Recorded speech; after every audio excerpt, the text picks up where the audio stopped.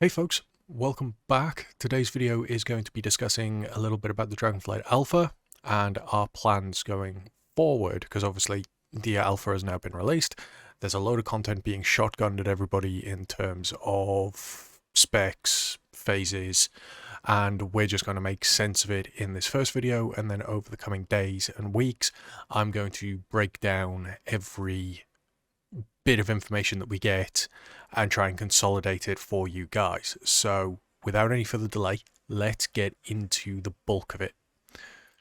So then, the first thing to say, and probably the biggest part of this whole video, is how the alpha is actually going to play out. So unlike in previous alpha iterations, this alpha is going to be much more condensed in that the current alpha is being released in phase 1. There are 6 planned phases currently to the alpha, and their intention in Blue Post here is to roll out a new phase each week. And obviously, because this is a testing phase, they can be fluid depending on implementation, feedback, issues, so the schedule could change, but their intention is to release a new phase every week.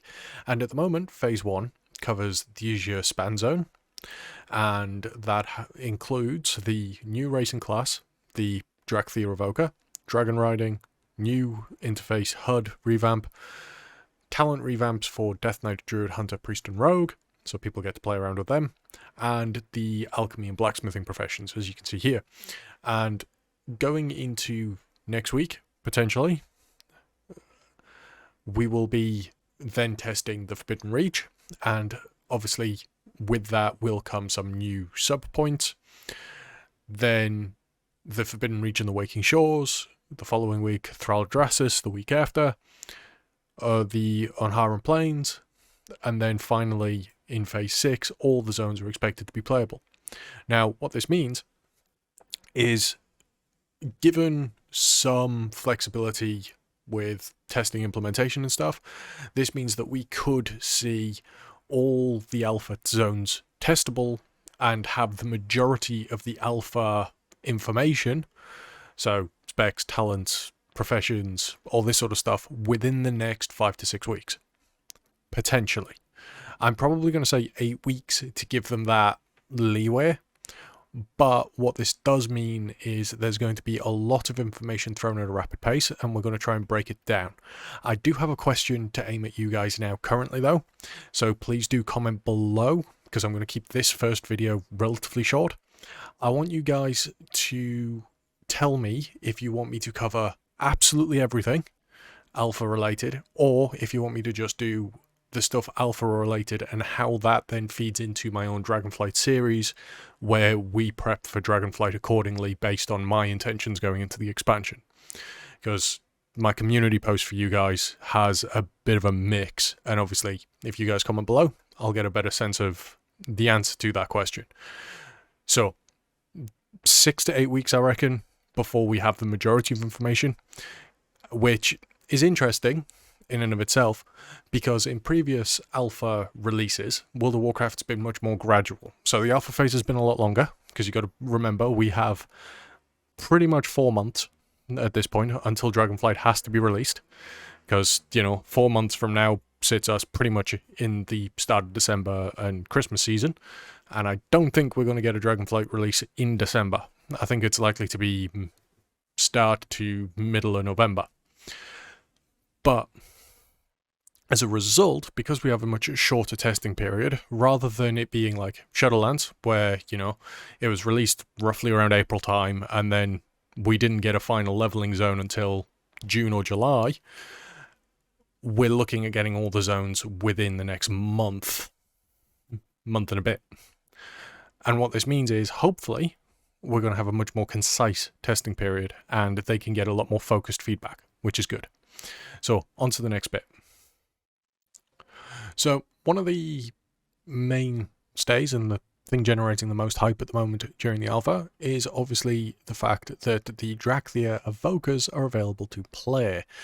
Now, on screen you're going to see the customization options currently available for both the Drachthia form and the Visage form. The Visage is your normal human human-esque / elf-esque form, where lore-wise, you don't stress people out as much. It also comes with an interesting racial, but we'll discuss the racials and abilities and things like that in Drachthya's own video. Like, there's so much information on these guys being released to the public at the moment that most people that are covering them are doing like 30, 40, 50-minute videos.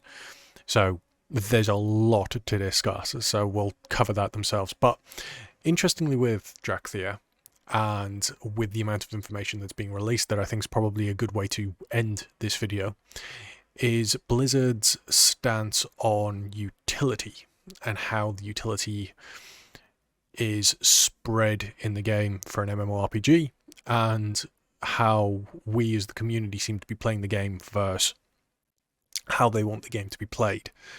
And this derisive conversation essentially that the community has with abilities like power infusion, and how you've got the game where we're supposed to help each other, kill bosses, progress as a team, good stuff, versus the I always want to get purple logs / gold logs and pass well kind of metric. And the reason this is brought up is because the Dracthyr Evokers have a lot of abilities that are beneficial to other people. You have a couple of raid-wide utility buffs, like you can increase people's movement speed, or by allowing them to use their movement cooldown, even if it's already on cooldown for a short period of time. So, for example, say a warrior uses heroic leap and needs to leap again, you can use this 2-minute cooldown, and for the next 10 seconds that warrior can leap around again to avoid something or to achieve a mechanic. So a good example of where this Dracthyr ability would be overpowered as hell is if you go back into the previous expansion and Battle for Azeroth, and if you ever had to do the Gahoon fight in Uldia, then that used to be done with monks and warlocks purely because of like gateway transcendence and flying serpent kick, like huge mobility to basically play basketball.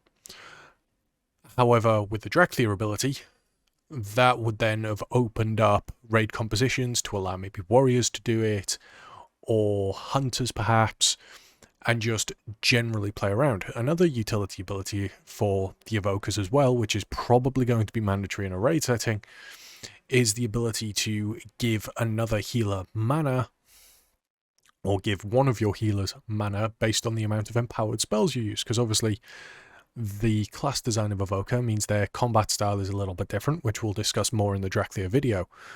But as a result, you can basically have this 30-minute free mana recharge on one of your healers just by you playing your class. And this means that your slightly more mana-starved healers are probably going to need it as a prerequisite if you're going to be pushing the top-end content. And it's an interesting philosophy style, but it's something that people are going to have to be prepared for, because obviously with the talent systems in place, this does mean that you're potentially sacrificing talent points damage versus buffing people. And where this sits going forward, I have no idea, but we'll cover that more in the next video. Hopefully you've enjoyed this little talk about the alpha and some of the information that's been released, and I will catch you in the Drachthia dedicated video that I will be releasing tomorrow or the day after, depending on schedules and things like that, because it's going to be a meaty video. Until then, take care, and I'll catch you in the next one.